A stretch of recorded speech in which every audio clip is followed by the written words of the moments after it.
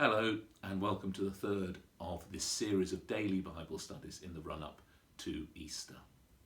My name is Geoffrey, the minister of Barnes, Putney and Roehampton Methodist churches, and it's lovely to welcome you here again. I do hope you're doing as well as possible in these very strange and trying circumstances. Yesterday we were in the Old Testament with Hezekiah. Today we're back in the New Testament and in Matthew's Gospel once again, in Matthew chapter 8, where we're going to be hearing about Jesus cleansing a leper. So I'm just going to, like each day, set the reading in context, have the reading, a few comments on some of the details of the passage, and then I'll leave you with some points for reflection. So Matthew chapter 8, this passage is important. Like all passages, it's always important to say, well, what comes before it? So before this passage, Jesus has been teaching in what we usually call the Sermon on the Mount. And it's very important to see here the role of Matthew as an editor. And of course, all the gospel writers were editors. John, at the end of his gospel, tells us that Jesus simply did too many things for him to record all of them. And so the gospel writers, Matthew, Mark, Luke and John, had to choose what they put in, and they had to choose the order it went in. And Matthew, in his role as editor, was very clear. There's quite a clear structure to Matthew's gospel. And he seems to have arranged it into 5 blocks of teaching to resemble or to draw parallels to the 5 blocks of teaching of Moses in the Torah, the first 5 books of what we call the Old Testament. And in all of this, he wants to make us see the links between Jesus and Moses. And as we'll see, he wants to show how Jesus was like Moses, but even greater than Moses. So our passage today begins with Jesus coming down the mountain, just as Moses came down from the mountain to deliver the law to the people. And it involves Jesus and a familiar figure, not only from the Gospels but from elsewhere in the Bible, a leper. And we meet several lepers in the Gospels, and we meet several lepers in the Old Testament, perhaps most famously Naaman, who is healed by the prophet Elisha, again back in 2 Kings. So I'm just going to read now the passage itself, having set it in a little bit of context. So reading from Matthew chapter 8, verses 1 to 4. And again, hopefully there should be a link below. When Jesus had come down from the mountain, great crowds followed him, and there was a leper who came to him and knelt before him, saying, "Lord, if you choose, you can make me clean." He stretched out his hand and touched him, saying, "I do choose. Be made clean." Immediately his leprosy was cleansed. Then Jesus said to him, "See that you say nothing to anyone, but go, show yourself to the priest, and offer the gift that Moses commanded as a testimony to them."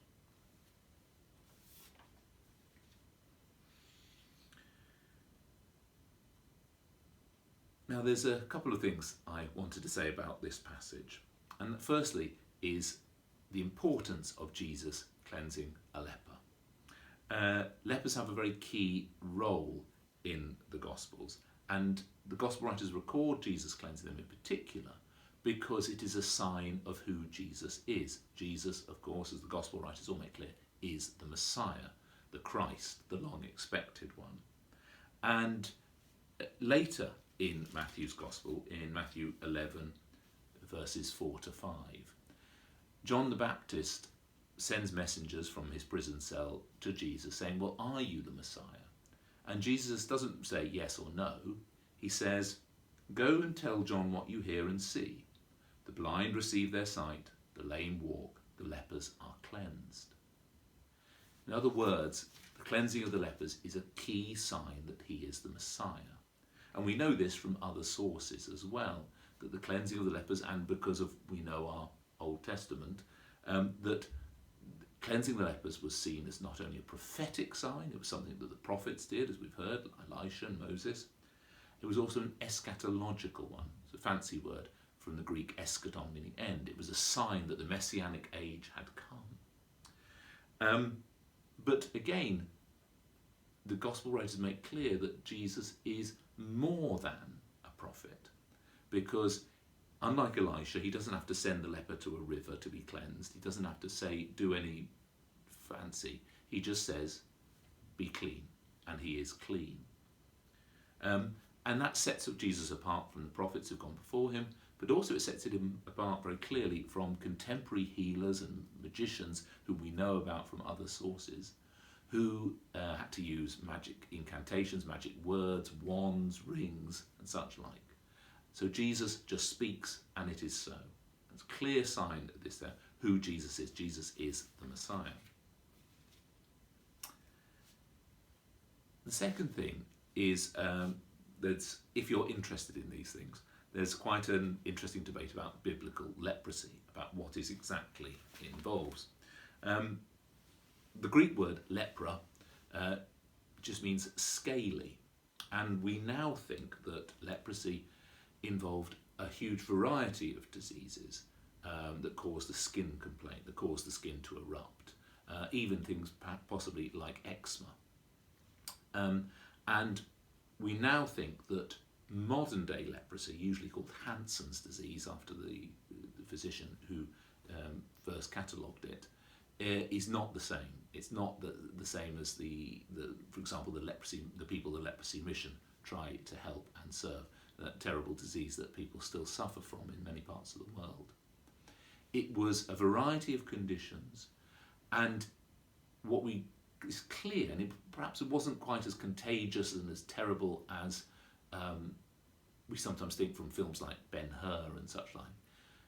Perhaps it was contagious, but it made the people unclean, and it made them be ritually unclean, and it made them be set apart from everyone else. And we know this not only from the Bible, but from contemporary sources, especially the Jewish historian Josephus, who was writing a little bit later than the time of Jesus. And he tells us in his Jewish war that lepers could not enter the city of Jerusalem. And he also describes how Moses' regulations in a book called Against Appian, he says that what the Mosaic law required was that it forbade lepers either to stay in a town or to reside in a village. They must be solitary vagrants with their clothes rent. Anyone who touches or lives under the same roof with them is considered unclean. Moreover, even if the malady is cured and the victim returns to his normal condition, Moses prescribes certain rites of purification and requires him to offer a numerous variety of sacrifices. And that, of course, is what Jesus is referring to at the end of this passage, where he says, now you must go to the priest, because it was only the priest who could say, right, this person you are now clean, you are now officially allowed to live a normal life. So those are sort of interesting points, I hope. But for me, and the reason I chose this passage, is this passage and many other passages about healing and about leprosy have, in the last week or so, really sprung out at me and taken on a new meaning. I think very few of us really, before the advent of coronavirus, gave much thought to words like isolation, quarantine, or social distancing. But now, I think we may have, I certainly do have, a much greater appreciation of what it may mean.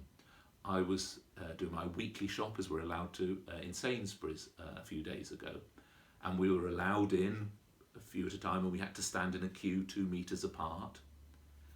And going round Sainsbury's, I reached out for an item, and a person who didn't see me suddenly saw me and almost leapt out of their skin and pulled up their jumper like this and gave me a really dirty look. And I felt unclean. I felt as though I couldn't be as though I was untouchable. And now when we go out for a walk, on our daily walk, neighbours whom I know will literally cross the street to avoid me as we try and avoid social distance from one another. And this, of course, God willing, will all pass. But I think for me it's given a whole new insight into what life would have been like for people like these lepers. People who weren't necessarily contagious but were considered unclean, and people took care to stay away from them, and they had to live in special places. And so I think this is a really good example of how our experience and how our understanding of the world changes our understanding of the scriptures. And that wonderful phrase there that Jesus chose to stretch out his hand and touch the leper, and what that would have meant to this untouchable human being, that Jesus chose to reach out and touch him. And I think one of the things we're all looking forward to doing at the end of this time of isolation and quarantine is touching people again, of shaking hands, of patting people on the back, of hugging and embracing, and how wonderful that will be when it happens. So I'd just like to leave you with 3 points to ponder and to challenge you. How does your experience of isolation and the coronavirus change your understanding of this story and other stories, similar stories? What does it mean to you to know that Jesus would choose now to touch you and to stand beside you? And thirdly and lastly, whom do we need to reach out to in our society? Who needs to be touched? Who needs to know that they are not untouchable? I'll leave those thoughts with you. Before we go, let's just pray. Christ, our healer, at this time of pandemic, we turn to you, asking for your healing hand to be upon the peoples of this world. We pray for all those longing to be touched, longing to be embraced, longing to know human comfort. By your mercy, may this time of isolation and quarantine come to an end as soon as possible. Bless us, we pray, this day and always. Amen. I'm pleased to say that tomorrow you're going to have a change of voice, and my colleague, Deacon Kathy Johnson, is going to be leading a session about Jesus calming the storm. And I will see you again on Friday when we'll be thinking about another passage, I think, from the Old Testament. Okay, go be safe, God bless, and go well.